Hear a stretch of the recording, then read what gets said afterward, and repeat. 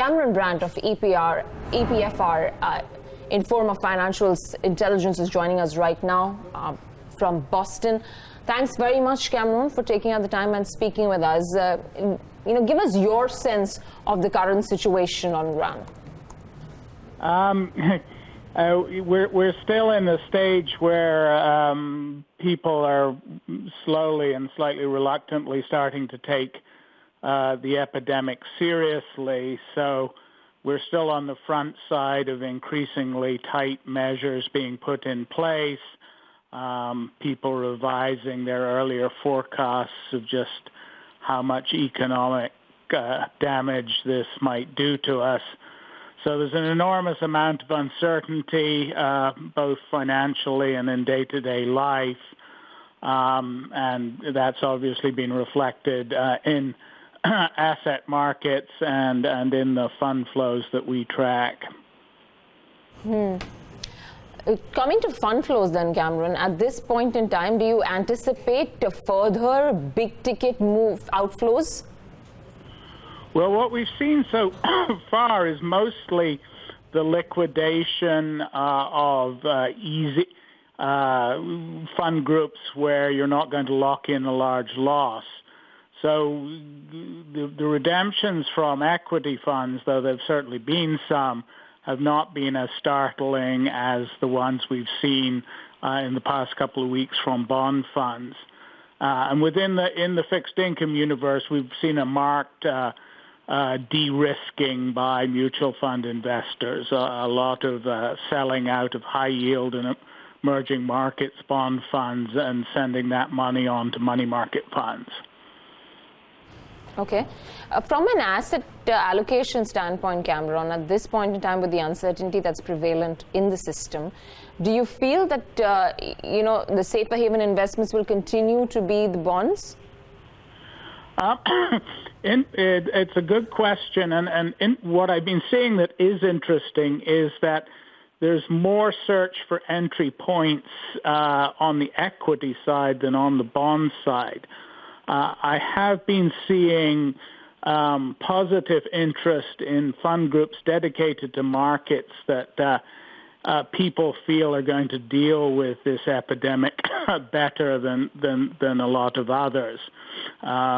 Societies with a reputation for pulling together and for accepting firm official action. So we've been seeing flows, for instance, steady flows into Singapore equity funds, Norway equity funds. Latin America, I think perhaps because of its recent experience dealing with the Zika virus, seems to have responded more promptly than many other markets.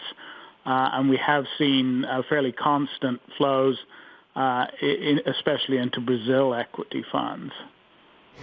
Cameron, thanks so much, of course, for staying up so late for us. Just a couple of questions. One is, when I look at the relative performance of the Chinese markets compared to Asia in the last 2 weeks, it's been much better. How have you analyzed flows into and out of the Chinese markets in the last fortnight?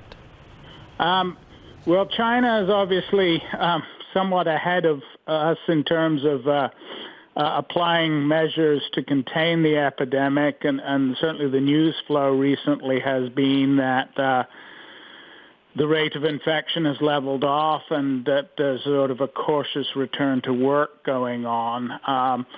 So that makes China quite attractive to foreign investors relative to many of the other places they might put their money. And I also suspect the Chinese government and monetary authorities are not sitting by just waiting to see what happens. I suspect that brokerages are being asked to sort of take positive steps as well, which is what we saw when the Chinese market came under real pressure in mid-2015. Now, so therefore I'm wondering, have you seen evidence of some flows from the large money managers that you spoke about, talking about or moving into Chinese markets at all? Yes, we've seen positive flows, and as you know, China's average weighting for most gem funds, especially those that are indexed to the sort of more widely known indexes, has been going up. So, anytime a gem fund we track takes in $1 on average, 30 cents of that goes off to Chinese equities.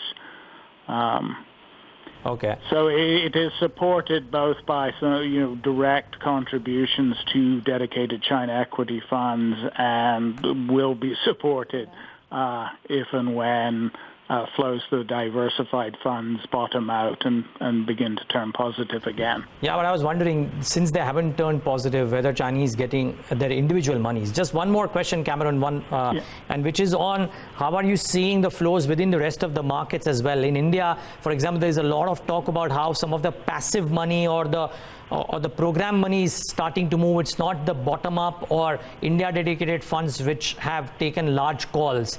Do you have any idea about what is the nature of the global money that is leaving Indian shores? Every day, we're seeing about $500 million worth of outflows. Right. Well, what I was seeing even before the coronavirus became the dominant story for markets was a definite souring, certainly over here, on the part of both investors and fund managers with the overall Indian story. Increasing concerns about the pretty lackluster private investment, and a real sense that the Modi government had decided to utilize the mandate it got last year, not for further economic reforms, but to sort of pursue its social goals. And it was just coming into the new year. Certainly over here, I was starting to see a lot of reports expressing concern about the Indian banking system. So India, the dedicated India funds were already under pressure before all of this brewed up. And India, along with Turkey, seems to be one of a handful of emerging markets which investors really think might handle this particular crisis with less aplomb than some of the markets that I mentioned earlier in our call.